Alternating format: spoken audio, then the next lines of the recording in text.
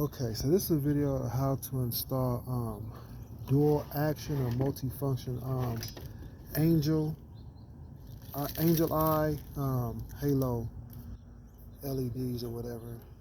There's a couple different names. I've seen angel eye halos on YouTube, but nobody has described how to operate multi-functions. And they have, but not to where you can control them. What most people have done is they'll hook up one light source, because I have two different colors. This is the amber light and this is white. This amber, from what I hear, is better around snow, and I live in an environment and state where it snows. They say amber is better for snow and seeing in snow.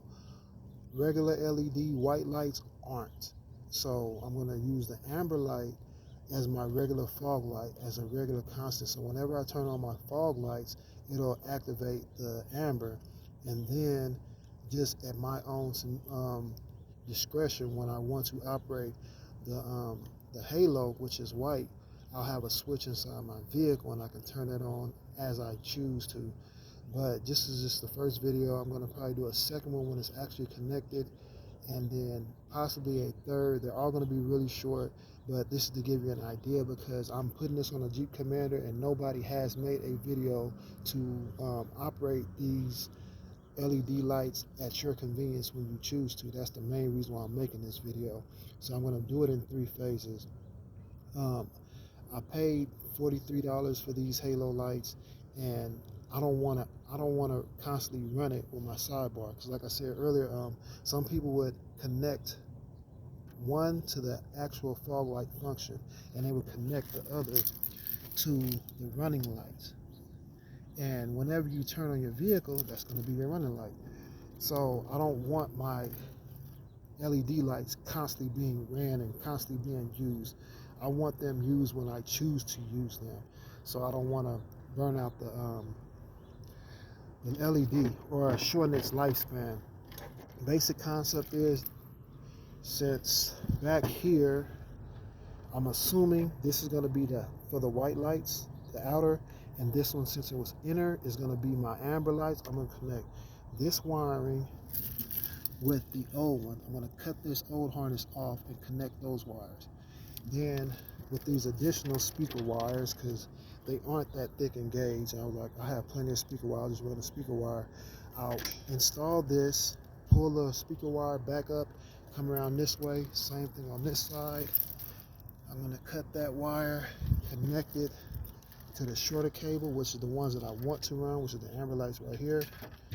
I'll bring this speaker wire up, back, connect them together, and run them back here. The luxury that I have in this situation is I already have LED lights around my brush guard. And what you want to do, especially when you have something like this is going to run, you want to have a fuse to break them. So that way, if anything goes wrong, there won't be a power surge or whatever, and that way it doesn't burn anything out inside your vehicle. So once I get these 2 wires running up for the white light that's going to be on the outside, I'm going to connect those 2 wires. Then I'm going to put an additional wire, which will both convert them into one line. So what I did when I connected them, to make my negative is the one with the white line on it. Sorry. My negative is the one with the white stripe. My positive is the solid wire.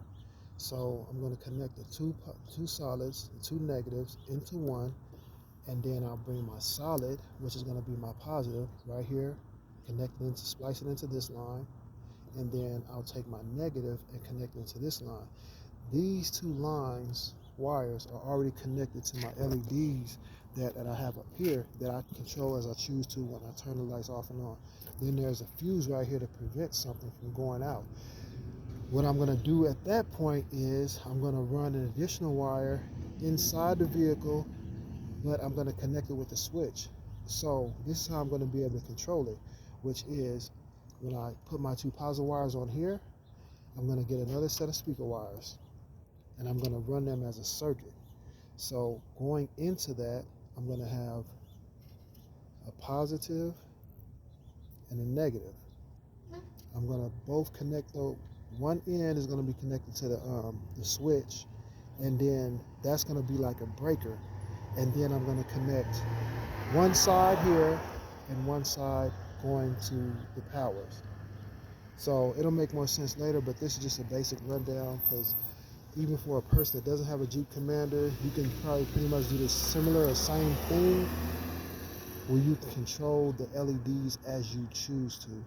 So again, I'm going to install these halo lights, angel eye halo lights, amber on the inside, white lights on the outside. I'm going to buy a switch at Home Depot in a second, and then I'll install them. But yeah, I have other videos on my channel already of how to install a illuminated Ford emblem on a Ford Fusion, and then or any type of Ford.